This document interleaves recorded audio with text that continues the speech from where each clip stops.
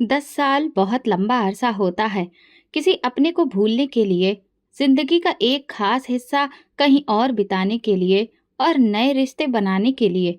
लेकिन कुछ बातें ऐसी होती हैं जिन्हें इंसान कभी नहीं भूलता। और एक माँ अपनी औलाद को कैसे भूल सकती है? वो औलाद जो मुझसे 10 साल पहले बिछड़ गई थी, आज मैं उसे वापस पाने की ख्वाहिश लिए एक खंडहर नुमा घर की तरफ बढ़ रही थी। उस खंडर जैसे घर में तो शायद कोई पक्षी भी ना रहता हो, तो फिर मुझे मेरी इतनी बड़ी दिल की ख्वाहिश कैसे मिल सकती थी? दिल ही दिल में भगवान से बातें करती जा रही थी। बस तुझसे ही ये प्रार्थना है, तेरे ही सामने हाथ फैलाए हैं, अब तू ही मेरी मदद कर। कोई चमत्कार तुझे ही दिखाना है। और मुझे यकीन था कि मेरा भगवान मेरी मदद करेगा। अगर मैं किसी को ये सारी बातें बताती तो वो यही कहता, तुम तो पागल हो। लेकिन हाँ, मोहब्बत और भरोसे वाले लोग पागल ही होते हैं। किसी से मोहब्बत करनी हो या भरोसा, पागलपन के बिना हो ही नहीं सकता। मैं उस घर में पहुंच गई। जैसे ही दरवाजा खोला, मेरे पैरों तले से जमीन खिसक गई, क्योंकि सामने मेरे सपनों की बुनियाद और भगवान का चमत्कार खड़ा था। क्योंकि सामने ही मेरा नाम आंचल है और मेरी शादी कम उम्र में हो गई थी। मुझे इस बात का कोई अफसोस नहीं था। मैंने कभी ये नहीं सोचा था कि मेरी जिंदगी में कुछ ऐसा हुआ है जो नहीं होना चाहिए था। मेरी शादी बिल्कुल सामान्य हालातों में हुई थी, ना कोई जबरदस्ती, ना कोई मजबूरी। दिल से खुश थी कि मेरी जिंदगी का एक नया सफर शुरू हो रहा है। जिस इंसान से मेरी शादी हुई, उसका नाम दिलीप था। सुनने में आया था कि वो बहुत गुस्से वाला आदमी है। जब मेरी शादी हुई और मैं विदा होकर दिलीप के घर आई, तो सबने मुझे तरह तरह की बातें सुनाई। किसी ने कहा कि वो बहुत सख्त और न्यायप्रिय है। किसी ने कहा कि वो कभी किसी की गलती बर्दाश्त नहीं करता। किसी ने कहा कि उसकी नज़र में सही और गलत का बहुत महत्व है। अगर कोई गलती कर बैठे तो उससे बड़ा जालिम कोई नहीं होगा। मैंने ये सब सुना, लेकिन दिल में कोई डर नहीं था। पहली रात उसने मुझसे सीधा साफ कहा, अगर गलती करोगी तो मुझसे बुरा कोई नहीं होगा, लेकिन अगर अच्छे से रहोगी तो तुम्हें दिल की और इस घर की रानी बनाकर रखूंगा। उस वक्त मैंने सोचा, ये तो आम सी बात है। जैसे हर घर के अपने कुछ नियम होते हैं, वैसे ही शायद उसके भी होंगे। और सच में ऐसा ही था। अगर मैं अच्छे से रहती तो वो मेरा बहुत ख्याल रखता था, मेरी हर छोटी बड़ी ज़रूरत का ध्यान रखता, मुझे इज्जत देता, मेरी पसंद नापसंद को महत्व देता था। अगर कभी कोई गलती होती तो वो बस इतना ही कहता, ये गलत हुआ है, अगली बार ध्यान रखना। हाँ, कभी कभी डांट भी देता था, लेकिन वो डांट किसी दुश्मनी या बदतमीजी सी नहीं होती थी, बल्कि उसके लहजे में भी एक अजीब सा ख्याल रखने वाला एहसास होता था। लेकिन लोग उसे जालिम कहते थे और मुझे ये सुनकर हैरत होती थी। जो इंसान मेरा पति है, मेरे साथ रहता है, मेरी हर ज़रूरत पूरी करता है, क्या मैं ही उसकी असली शख्सियत नहीं समझ पाई? और बाहर के लोग उसे ऐसा क्यों समझते हैं? वो एक बड़ा भाई भी था, परिवार के सारे मामलों को संभालता था, घर की जिम्मेदारियां उसके कंधों पर थीं। वो फैसले लेता था और उसके फैसले सबके लिए आखिरी होते थे। शायद इसी वजह से सबको लगता था कि वो सख्त है। इसी बीच दिलीप की नौकरी विदेश में लग गई। सब लोग बहुत खुश थे। वो मुझे भी अपने साथ ले जाने वाला था। सब कुछ अच्छा चल रहा था। लेकिन तभी पता चला कि मैं माँ बनने वाली हूँ और मुझ पर फिलहाल सफर करने की मनाही थी। उसने कहा, कोई बात नहीं, जब हमारा बच्चा इस दुनिया में आ जाएगा तब साथ चलना। इस बात ने मुझे और ज्यादा खुश कर दिया था कि वो मेरी और हमारे होने वाले बच्चे की सेहत को सबसे ऊपर रखता है। सब लोग मेरी किस्मत से जल रहे थे। कह रहे थे, एक तो अच्छा भला पति मिल गया जो मर्दों में मर्द है, और फिर बच्चा भी होने वाला है। अब तो विदेश भी जाना है। मुझे लग रहा था कि मेरी जिंदगी पूरी हो रही है। एक मोहब्बत करने वाला पति, इतनी सारी खुशियां और एक बेहतरीन भविष्य। मेरे पति के परिवार में ज्यादा लोग नहीं थे, सिर्फ मेरी सास और हमारा आने वाला बच्चा। हमारे अलावा मेरा एक देवर और ससुर पहले ही विदेश में काम करते थे। वहीं उनका जीवन था, रोजगार था, और वहीं उन्होंने अपनी दुनिया बसा ली थी। इन्हीं लोगों ने मेरे पति के लिए भी वहां नौकरी का इंतजाम किया था और उसके भविष्य की जिम्मेदारी उठाई थी। दिलीप के लिए ये एक सुनहरा मौका था, एक नई जिंदगी की ओर कदम। ये लोग खुद को बहुत ऊंचे स्टैंडर्ड्स वाला समझते थे। उनकी बातों से हमेशा यही लगता था कि वे आम लोगों से अलग हैं, उनका रहन-सहन दूसरों से बेहतर है। हालांकि ये खाते-पीते घर से थे, पर उतने अमीर नहीं थे जितना दिखावा करते थे। उनकी बातें सुनकर लगता था जैसे किसी बहुत बड़े राजघराने से ताल्लुक रखते हों। लेकिन हकीकत में उनकी जिंदगी मिडिल क्लास के थोड़े ऊपर के दर्जे में आती थी। एक चीज जो मैंने उस घर में बहुत ही शिद्दत से महसूस की थी, वो ये कि वो शारीरिक संरचना और खूबसूरती को बहुत ज्यादा महत्व देते थे। बॉडी शेमिंग करना तो उस परिवार में जैसे सभी की आदत थी। अगर किसी की रंगत सांवली थी तो वो उनके मजाक का निशान बनता था। अगर कोई मोटा था तो उसे तानों भरे जुमले सुनने पड़ते थे। अगर किसी की नाक मोटी थी, आंखें छोटी थी या दांत थोड़े बड़े थे तो वो उनके लिए एक बहुत बड़ी पंचायत का हिस्सा बन जाता था। मैंने शुरुआत में सोचा कि शायद ये आम बात है। अब तक उन लोगों की इस तरह की शारीरिक बनावट और सूरत को लेकर तानाकसी कई बार मैं सुन चुकी थी। मुझे ये सब अजीब लगता था। मैं सोचती थी कि ये लोग दूसरों की शारीरिक संरचना को लेकर इतना ज्यादा मजाक क्यों उड़ाते हैं। लेकिन फिर मुझे एहसास हुआ कि ये उनके लिए बिल्कुल सामान्य बात थी, या फिर उनके रोजमर्रा की चीज जिसे बदलना मुमकिन नहीं था। वे दूसरों के बारे में बातें करते, उनमें कई सारी कमियां निकालते और शायद इससे अपने आप को ऊंचा दर्जा दिलाने की कोशिश करते थे। मैं अक्सर सोचती थी कि जब मैं उनके सामने नहीं होती तो शायद मेरे बारे में भी ऐसी ही बातचीत होती होगी। अगर देखा जाए तो मेरे अंदर कोई खास शारीरिक कमी नहीं थी। मैं लंबी थी, दुबली पतली भी थी, मेरी नाक छोटी, होंठ बारीक और नक्श तीखे थे। लेकिन फिर भी ये सोचकर मुझे अजीब लगता था कि शायद मैं भी उनके तानों का एक हिस्सा बन चुकी हूँ। किसी के बारे में इस तरह बात करना अच्छी बात नहीं होती, लेकिन उनके लिए ये सब आम था और मैं इसे बदल नहीं सकती थी। उन दिनों मेरी जिंदगी ने एक नया मोड़ लिया। मैं माँ बनने वाली थी। एक नन्हा सा वजूद मेरी कोख में पल रहा था। यह एहसास मेरे लिए खुशी और उम्मीद की किरण था। लेकिन फिर मेरे पति ने मुझसे जो बात कही वो मेरे लिए कुछ अजीब थी। उन्होंने कहा कि अगर बेटी हो रही है तो उन्हें कोई प्रॉब्लम नहीं है, क्योंकि वो भी भगवान की ही देन है। लेकिन अगर बेटी हो तो फिर वो बहुत खूबसूरत होनी चाहिए, बिल्कुल गुड़िया के जैसी। आजकल इंटरनेट पर हम देखते हैं कि कैसी कैसी प्यारी बच्चियां होती हैं, बिल्कुल किसी डॉल के जैसी।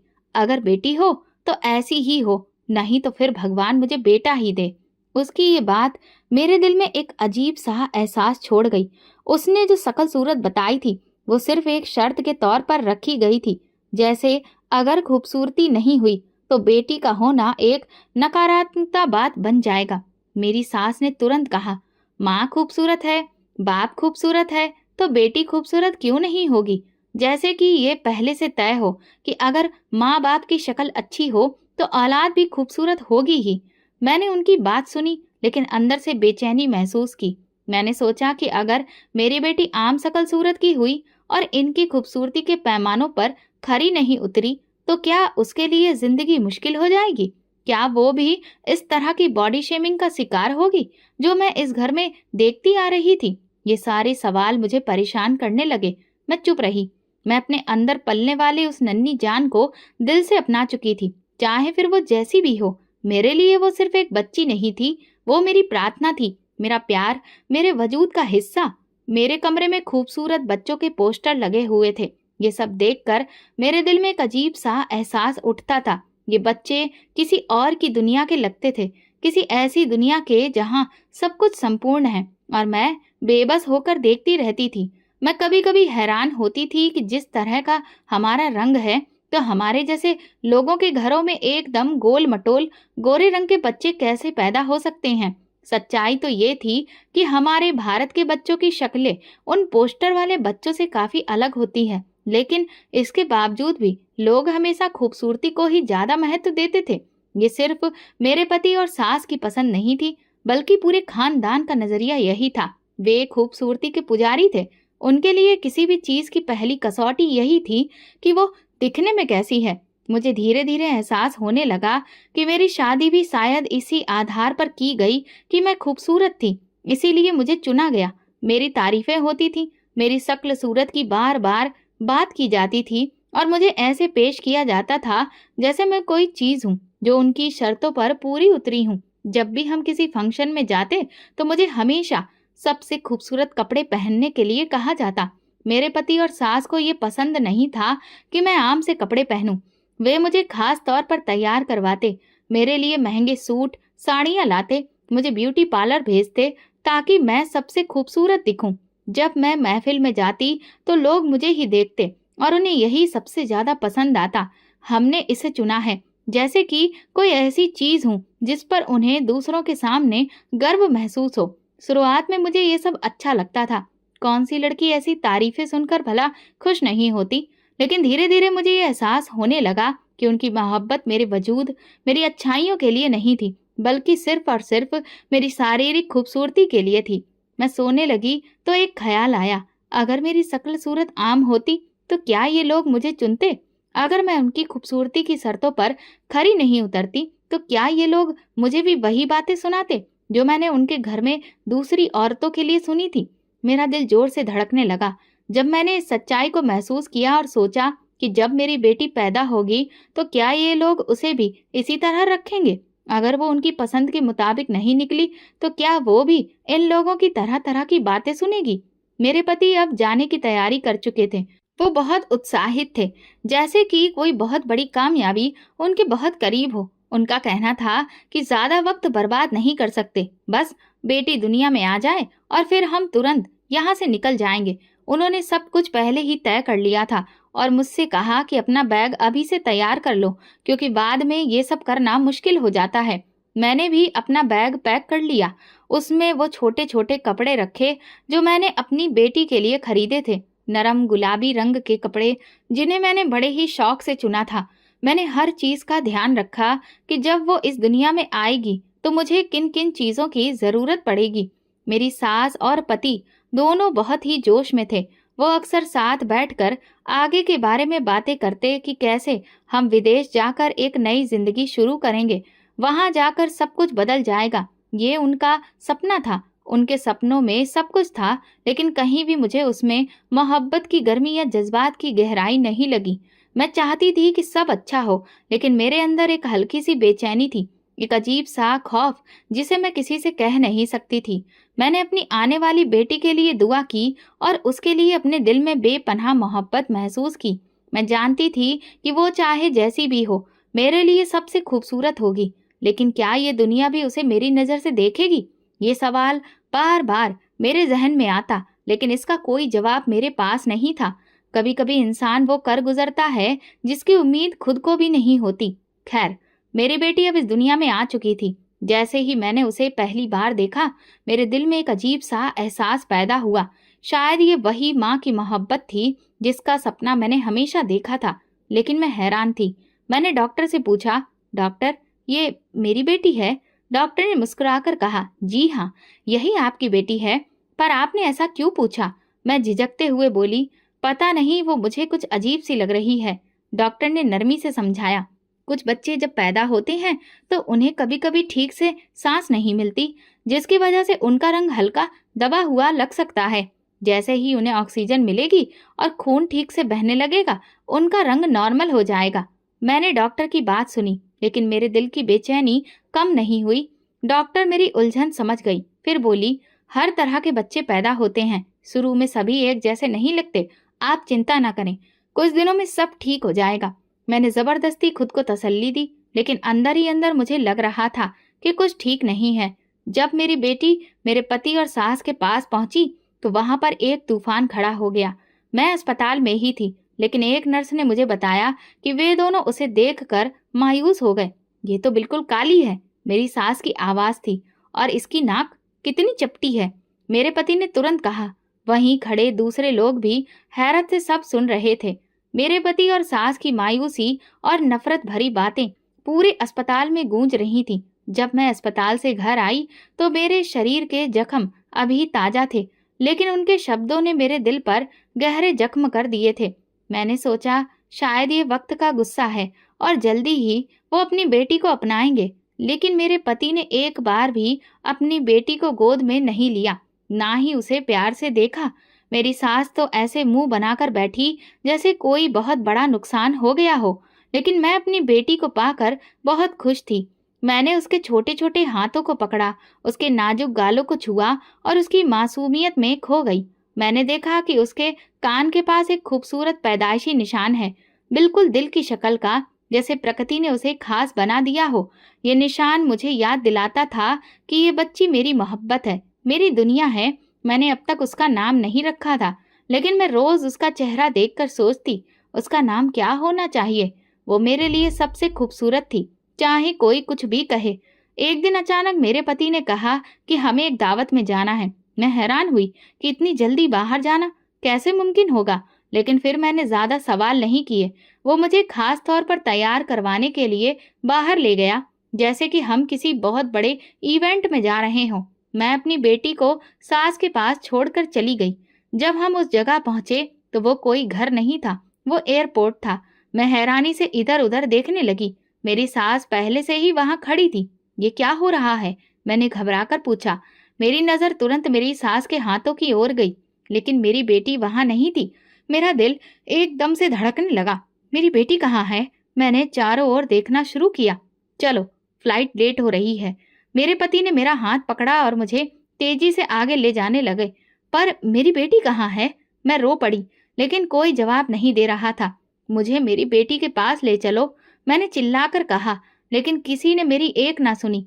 मेरे पति ने ठंडी आवाज में कहा, ऐसी बेटी को साथ ले जाएंगे तो वहां गोरे लोगों के शहर में लोग हम पर ही हंसेंगे। ये शब्द आज भी मेरे कानों में गूंजते हैं। मेरी सांस रुकने लगी और दुनिया अंधेरे में खो गई। उसे हमने यहीं छोड़ दिया है, उसकी किस्मत यही है। ये आखिरी शब्द थे जो मैंने सुने, और उसके बाद हर चीज धुंधली हो गई।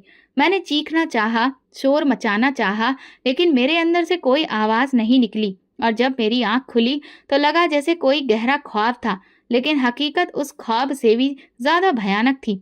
मैं अस्पताल के बिस्तर पर थी और मेरी सारी दुनिया बदल चुकी थी।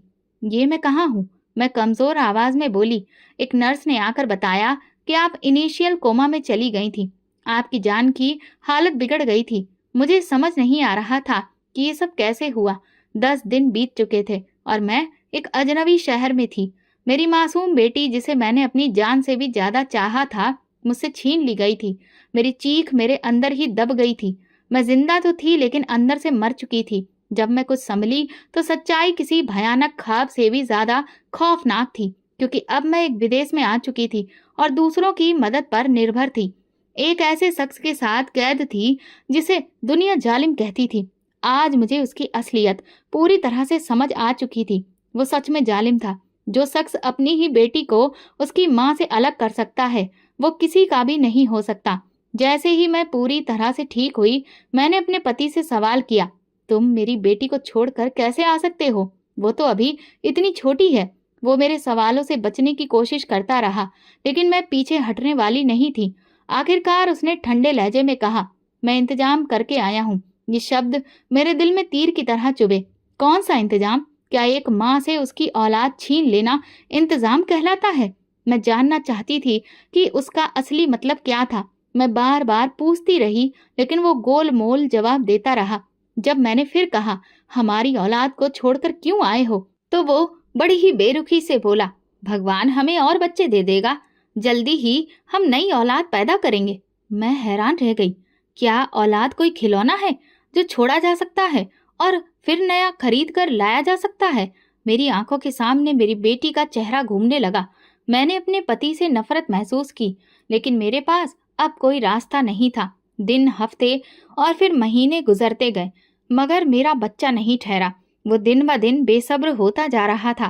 पहले तो वो खुद को तसल्ली देता रहा, लेकिन जब कई महीनों तक कुछ नहीं हुआ तो वो मुझे डॉक्टर के पास ले गया।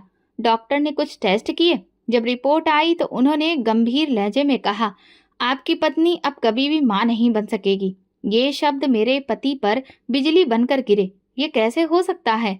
उसने हैरान होकर कहा, ये तो एक बच्चे को जन्म दे चुकी है।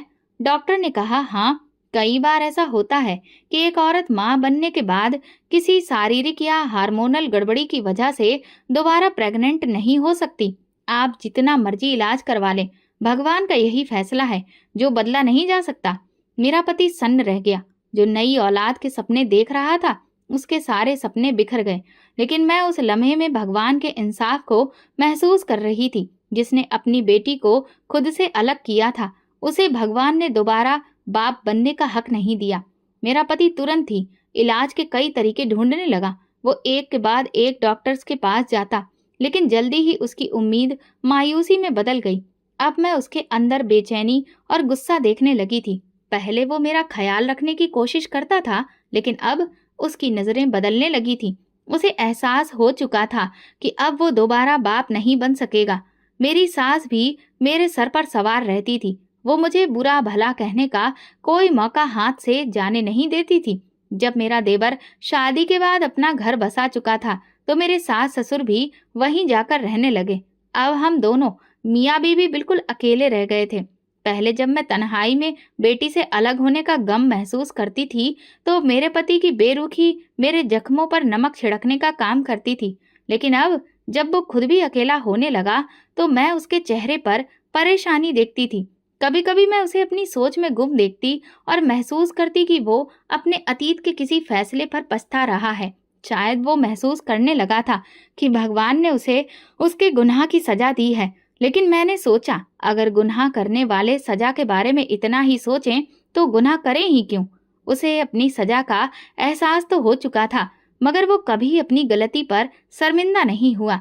कभी भी उसने ये बात स्वीकार नहीं की कि उसने जो किया वो बहुत गलत था। जिंदगी यूं ही गुजरती रही, लेकिन मैं अंदर से टूट चुकी थी। मेरी दुनिया वहीं रुक गई थी जब मेरी बेटी मुझसे छीनी गई थी, और मेरा पति अब वो भी वो नहीं रहा था जो पहले था। दिन गुजरते जा रहे थे, लेकिन एक सवाल कांटे की तरह चुभता रहा। मेरी बेटी कहाँ होगी? क्या वो ठीक होगी? क्या वो भी अपनी माँ की जुदाई को महसूस करती होगी? ये सोच मुझे अंदर ही अंदर खा रही थी। धीरे धीरे पता ही नहीं चला कब 10 साल बीत गए, लेकिन ये 10 साल किसी कैद से कम नहीं थे। हर लम्हा मेरी बेटी की याद में गुजरा था। हर पल मैंने उसकी जुदाई को महसूस किया था। मैंने कभी खुद को किसी चीज में इतना व्यस्त नहीं होने दिया कि मैं उसे भूल जाऊं। भला मैं उसे कैसे भूल सकती थी? वो मेरे ही वजूद का हिस्सा थी, मेरा खून, मेरा दिल, मेरी सांसें। कई रातें ऐसी थीं जब मैं अपनी बेटी के बारे में सोचते सोचते रोने लगती थी। कभी कभी मैं उसे सपने में देखती कि वो मेरे पास है और किसी अजनबी जगह पर खो गई है। मैं उसे ढूंढने की कोशिश कर रही होती, और फिर ऐसे सपने देखकर मैं तड़प कर उठ जाती। मेरी आंखें भीगी होती। मेरे पति के साथ मेरा रिश्ता अब सिर्फ दुनिया को दिखाने के लिए रह गया था। वो मेरे लिए अजनबी हो चुका था, और शायद मैं भी उसके लिए बदल चुकी थी। मैंने उसके साथ रहना छोड़ दिया था। मैं कम बोलती थी, कम सुनती थी, और दिल में सिर्फ एक ही मकसद था, मेरी औलाद। इन 10 सालों में मैंने भगवान से प्रार्थना करना कभी नहीं छोड़ा। मैं हमेशा कहती, मैं अपनी बेटी को तुम्हारे हवाले करती हूँ। तुम ही उसकी सुरक्षा करना, और कोई भी ऐसा रास्ता निकालना कि मुझे तुम उससे मिला दो। मैं खिड़की के पास बैठी खामोशी से बाहर देख रही थी। मेरा पति मेरे पास आया, पर मैंने मुड़कर नहीं देखा। लेकिन उसकी आवाज में एक अजीब सी नमी और हारापन था। माफ कर दो मुझे, उसने धीमे से कहा। मैंने कोई जवाब नहीं दिया और बस चुप रही। वो मेरे पास आकर खड़ा हो गया और बोला, बताओ तुम क्या चाहती हो? जो चाहोगी कर दूंगा। मैंने गहरी सांस ली और पहली बार अपने दिल की ख्वाहिश उसके सामने रखी। मुझे भारत जाना है। वो हैरान रह गया। शायद उसने सोचा भी नहीं था कि मैं ऐसा कुछ मांगूंगी। किस लिए? उसने सवाल किया। मैं अपने माँ बाप से मिलने जा रही हूँ, मैंने उससे ये कह दिया। वो कुछ पल मुझे देखता रहा, फिर बोला, तुम वहां जाकर करोगी क्या? इतने साल गुजर गए हैं, सब कुछ तो बदल चुका है। वहां जाकर देखूंगी, मैंने कहा। शायद उसे अंदाजा हो गया था कि मैं किसी भी कीमत पर भारत जाने का इरादा नहीं छोड़ूंगी, लेकिन वो खुद मेरे साथ आने के लिए तैयार नहीं हुआ। जब मैं हवाई जहाज में बैठी तो मेरे दिल की धड़कनें तेज थीं, मेरी आंखें बंद थीं, और मैं भगवान से प्रार्थना कर रही थी, हे भगवान, तुम्हारे आदेश पर मैं वापस जा रही हूँ। मेरे रास्ते आसान करना और मुझे मेरी बेटी का सुराग दे देना। मैं जानती हूँ कि जो चीज 10 साल पहले खो गई थी वह आसानी से नहीं मिलेगी, लेकिन मैं तुम पर भरोसा करती हूँ। तुमसे उम्मीद बंधी है। अब तुम्हें कोई चमत्कार करके दिखाना होगा। मैं भारत वापस आ चुकी थी, अपनी मिट्टी में, अपने वतन में। मेरा पहला काम अपनी बेटी को तलाश करना था, लेकिन सवाल ये था कि शुरुआत कहाँ से करूं। मुझे सिर्फ इतना पता था कि वो 10 साल पहले कहाँ थी। मैंने सोचा सबसे पहले वहीं जाना चाहिए, शायद कोई सुराग मिल जाए। मैंने गाड़ी बुक की और उस पुराने घर की तरफ निकल गई, जहां कभी मैंने अपनी जिंदगी के सबसे खूबसूरत दिन गुजारे थे, जहां मेरी बेटी ने आंखें खोली थी, जहां मेरी हंसी गूंजा करती थी और जहां से मेरी दुनिया अंधेरी हो गई थी। रास्ते में दिल की कई बातें याद आईं। अगर वो मुझे वहां नहीं मिली तो, अगर वो किसी और शहर चली गई तो, अगर वो अब इस दुनिया में नहीं रही। मैंने तुरंत अपनी सोच को रोका। नहीं, मैंने उसे भगवान के हवाले किया है। वो मुझे मायूस नहीं करेगा। ये सफर सिर्फ एक माँ का नहीं, अपनी बेटी को ढूंढने का नहीं था, बल्कि ये एक यकीन, एक प्रार्थना और एक चमत्कार के इंतजार का सफर था। मैंने अपने पति को भारत से फोन किया और कहा, मैं अब कभी वापस नहीं आऊंगी। तुम्हें बस यही बताना था। मुझ पर अब एक आखिरी एहसान करो। मुझे ये बताओ कि तुमने मेरी बेटी के साथ क्या किया था। आज 10 साल बाद उसने अपनी जुबान खोली और कहने लगा, मेरा एक दोस्त है जो मेरे ऑफिस में काम करता था। उसका नाम जतिन है। मैंने उसकी जिम्मेदारी उसे दी थी और कहा था कि घर जाकर वहां जो बच्ची है उसे अनाथ आश्रम में छोड़ आए। उसने कहा था कि वो वैसा ही करेगा। ये सुनकर मेरे पैरों तले से जमीन निकल गई। अपने ही बच्चे को अनाथालय भेजने का हुक्म दिया गया था। मेरे पति ने कहा, जो तुमने पूछा मैंने तुम्हें बता दिया, पर तुम ये क्यों कह रही हो कि वापस नहीं आओगी। मैंने कहा, अब मैं किस मुंह से वापस आऊंगी और तुम किस मुंह से रहोगे मेरे साथ। हमारा रिश्ता बस अब यहीं तक था। मैंने फोन बंद कर दिया। मुझे नहीं पता था कि मैं वाकई वापस जाऊंगी या नहीं, लेकिन उस वक्त मुझे उस आदमी जतिन पर सबसे ज्यादा गुस्सा आ रहा था। मैं फौरन जतिन से मिलने उसके घर चली गई। मेरे पति ने उसका पता और नंबर दोनों दे दिए थे। नंबर तो बंद आ रहा था, लेकिन मैं उसके घर पहुंच गई। अब पता नहीं आगे क्या होने वाला था। उसने अगर मेरी बेटी को अनाथ आश्रम में दिया था तो मैं जाकर उसे वापस ले आती।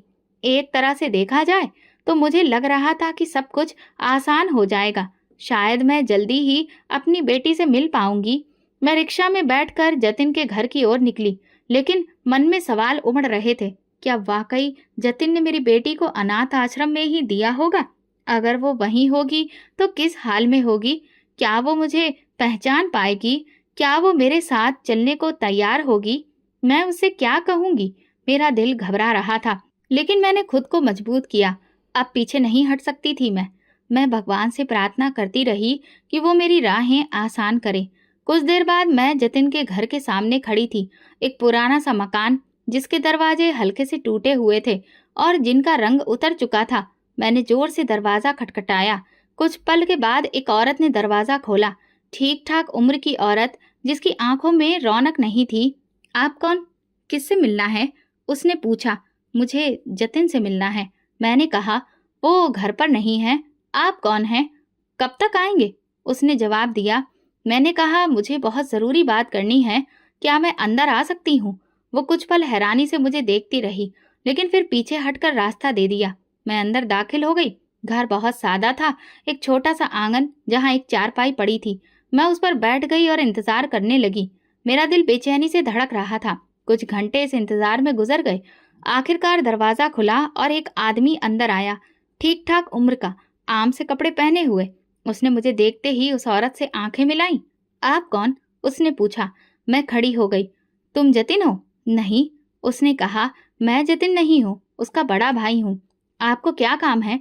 उसे बुलाओ, मुझे जरूरी बात करनी है। वो इस दुनिया में नहीं रहा, उसने कहा। क्या मतलब?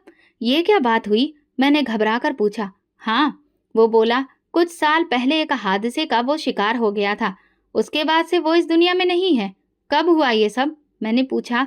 जो तारीख उसने बताई वही तारीख थी जब हम लोग जहाज में बैठकर रवाना हुए थे। इसका मतलब मेरे पति ने जतिन को जो काम सौंपा था वो करने से पहले ही दुनिया से चला गया था और उसी दिन उसके साथ हादसा हो गया था। इसका मतलब मेरी बेटी तो घर में अकेली रह गई होगी, क्योंकि जतिन तो उसे अनाथालय तक पहुंचा ही नहीं पाया था। मेरा दिल टूट गया और मेरी उम्मीद भी। कहाँ तो मैं सोच रही थी कि मुझे अनाथ आश्रम का पता मिल जाएगा और मैं वहां चली जाऊंगी, लेकिन अब मेरे पास और कोई रास्ता नहीं था। ये खबर मेरे लिए मेरी औलाद की मौत की खबर के जैसी थी। मैंने सोचा मैं अपने घर को देख लेती हूँ। वहीं तो मैं अपने बच्चे को लेकर आई थी। मैंने तो उसका नाम भी नहीं रखा था। घर गई तो सामने का मंजर देखकर जमीन खिसक गई। मैं तेज कदमों से अंदर दाखिल हुई। घर तो वहीं था, मगर अब वो टूटी-फूटी दीवारों से भर चुका था। छत पर भी जगह-जगह से पानी टपक रहा था। एक तरफ की दीवार भी गिर चुकी थी और मलबे के ढेर में छुपकर कुछ चीजें पड़ी थीं। ये मंजर देखकर मेरे दिल में घुटन महसूस होने लगी। किसी ने भी उसे घर का ख्याल ही नहीं रखा था और वो घर जो कभी मेरे लिए खुशियों का ठिकाना था, आज वो खंडर बन गया था। अब मैं अपने मन में बेटी की सुरक्षा के बारे में लगातार सोच रही थी। मैं बार-बार भगवान से कह रही थी, प्लीज मेरी बेटी की हिफाजत करना। कहीं ऐसा तो नहीं कि भगवान ने मेरी बेटी को ना बचाया हो। क्या मेरी प्रार्थना बेअसर हो गई? यही सब सोचते हुए जब मैं दरवाजे के पास पहुंची तो सामने का मंजर मेरी आंखों के सामने आ गया। मेरे दिल की धड़कनें तेज हो गईं। एक छोटी सी लड़की जमीन पर बैठी खेल रही थी। उसकी उम्र तकरीबन 10 साल थी। उसकी शक्ल कुछ जानी पहचानी सी लग रही थी, मगर कुछ पक्का यकीन नहीं आ रहा था। जैसे ही मेरी नजर उसके चेहरे पर पड़ी, मैं सन्न रह गई। उसके कान के पास वही निशान था जो मेरी बेटी के कान के पास था। मेरे शरीर में सिहरन सी दौड़ गई और मैं फौरन उसकी तरफ दौड़ पड़ी। मेरे कदम अचानक तेज हो गए। उस बच्ची को गले लगाते हुए मेरी आंखों से बेबस आंसू बहने लगे। मेरी बेटी, मेरी बच्ची। मेरे सीने में दर्द उठने लगा। वो अचानक से मेरी आगोश में आकर बोली, माँ। लेकिन उसके आवाज में डर और शक था। वो डरी हुई लग रही थी। जैसे ही वो मुझे गले लगा रही थी, मुझे एहसास हो रहा था कि कुछ तो अलग है। तभी अचानक कोई आवाज आई, छोड़ो मेरी बेटी को। और तुम कौन हो? ये आवाज जानी पहचानी थी। मैंने पलट कर देखा तो मेरी आंखें फटी की फटी रह गईं। वो और कोई नहीं, मेरी सहेली निशा थी। मैं निशा को पहचान गई और मेरा दिल हिलकर रह गया। ये क्या माजरा था? मेरे और निशा के बीच एक पल के लिए खामोशी छा गई। मेरी बेटी मेरे साथ थी, मगर निशा की मौजूदगी ने एक नई मुश्किल खड़ी कर दी थी। मेरी बेटी ने निशा को देखा और तुरंत उसकी तरफ दौड़कर उसके गले लग गई। निशा ने कहा, तुम घर जाओ बेटा, मैं आती हूँ। उसके बाद वो टूटी हुई दीवार की दूसरी ओर घर की तरफ चल पड़ी। अब मैं और निशा आमने सामने खड़े थे, पर दोनों की आंखों में कई सवाल थे। निशा की आंखों में हैरानी और परेशानी झलक रही थी और मेरे दिल में कई सवाल उठ रहे थे। मैं हमेशा से जानती थी कि निशा की कोई औलाद नहीं थी, पर वो बच्ची के साथ थी और आज वो मेरी बेटी आरजू को अपने साथ में लेकर बैठी थी। उसने मेरी बेटी को इसी नाम से पुकारा था। मैं सब कुछ समझने की कोशिश कर रही थी। उसने कहा, हाँ, ये तुम्हारी ही बेटी है, लेकिन पहले तुम बताओ कि तुम उसे छोड़कर क्यों गई। ये सुनकर मैंने धीरे धीरे अपनी कहानी शुरू की। मैंने निशा को बताया कि किस तरह मेरा पति मुझे और मेरी बेटी को अलग करके ले गया और फिर किस तरह भगवान ने उसे उसके किए की सजा दी। निशा ने सारी कहानी सुनकर गहरी सांस ली और कहा, ये तो बहुत गलत हुआ। तुम्हें हर हाल में अपनी बेटी के साथ होना चाहिए था, मगर तुम्हारे पति ने जो किया वो बहुत बड़ा गुनाह था। उसके बाद निशा ने मुझे बताया कि वो मेरी बेटी आरजू को कैसे अपने पास ले आई थी। मुझे बच्चे के रोने की आवाज आई और मैं उस तरफ भागकर पहुंची। मैंने देखा वो छोटी बच्ची अकेली रो रही थी और जब तुम्हारा कोई पता ही नहीं चला तो मैं उसे गोद में उठाकर घर ले आई। तुम लोग कहाँ चले गए थे, मुझे कुछ समझ नहीं आया। फिर जब तुम्हारी कोई खबर नहीं मिली तो मैंने उसे अपना लिया। निशा की आवाज में उस वक्त अजीब सी खामोशी और गम था। मैं समझ गई कि उसने बहुत कुछ बर्दाश्त किया है। जब ये पक्का हो गया कि तुम लोग नहीं लौटोगे तो मैंने फैसला किया कि आरजू को मैं अपनी बेटी बना लूंगी और तब से वो मेरे साथ है। मैंने तुरंत पूछा, तुम्हारी जिंदगी कैसी गुजरी? निशा ने बताया कि उसका पति दूसरी शादी करके चला गया था और उसे तलाक दे दिया। मेरे पति ने मेरे बांझपन की वजह से मुझे छोड़ दिया। मैं खुद मेहनत मजदूरी करके अपने और अपनी बेटी की जिंदगी गुजारने की कोशिश करती रही। मेरे दिल में गम की लहर दौड़ गई। निशा ने आरजू को एक माँ की तरह पाला था और आरजू अब निशा को ही अपनी माँ समझती थी। उसकी बातों में एक सुकून था। निशा ने कहा, वो मुझे अपनी माँ समझती है। भला 10 साल की बच्ची को ये कैसे समझाया जाए कि वो असल में किसकी बेटी है? मैंने निशा से कहा, हमें आरजू को उसके बारे में कुछ नहीं बताना चाहिए। वो जो कुछ भी समझती है वही ठीक है। हम उसकी जिंदगी में अब कोई और मुश्किल नहीं लाएंगे। निशा ने सिर हिलाकर कहा, हाँ, मैं भी यही सोचती हूँ। हम इस बच्ची को उसके बचपन में खुश रखने की कोशिश करेंगे। फिर मैंने निशा से कहा कि मैं अपने पति के पास वापस नहीं जा रही हूँ और मैं आरजू के साथ निशा के साथ ही रहना चाहती हूँ। मेरे पास कुछ पैसे हैं और मैं उन पैसों को इन्वेस्ट करके एक छोटा सा कारोबार शुरू करना चाहती हूँ। मेरी आवाज में भरोसा था। हम सब मिलकर एक नई जिंदगी शुरू करेंगे। निशा ने मेरी बातों पर ध्यान दिया और फिर कहा, तुम्हारी बात मुझे ठीक लग रही है। मैं तुम्हें और आरजू को अपने साथ रखने का फैसला करती हूँ। मैं भी तुम्हें अपना कारोबार खड़ा करने में मदद करूंगी और अगर तुम्हें कभी जरूरत पड़ी तो मैं हमेशा तुम्हारे साथ हूँ। मेरे दिल में सुकून उतर आया। निशा ने ना सिर्फ मेरी बेटी को गोद लिया था, बल्कि मेरी जिंदगी को भी एक नया रास्ता दिखाया था। मैंने उसे धन्यवाद कहा और फिर हम दोनों ने एक दूसरे की तरफ मुस्कुराकर देखा। एक नई जिंदगी की शुरुआत होने वाली थी और हम सब एक साथ उसकी ओर बढ़ रहे थे। इस मोड़ पर मैं भगवान का शुक्रिया अदा करती हूँ, जिसने मेरी जिंदगी में निशा जैसे इंसान को भेजकर मेरे लिए रास्ता आसान कर दिया। इस सफर में हम एक दूसरे के साथ थे।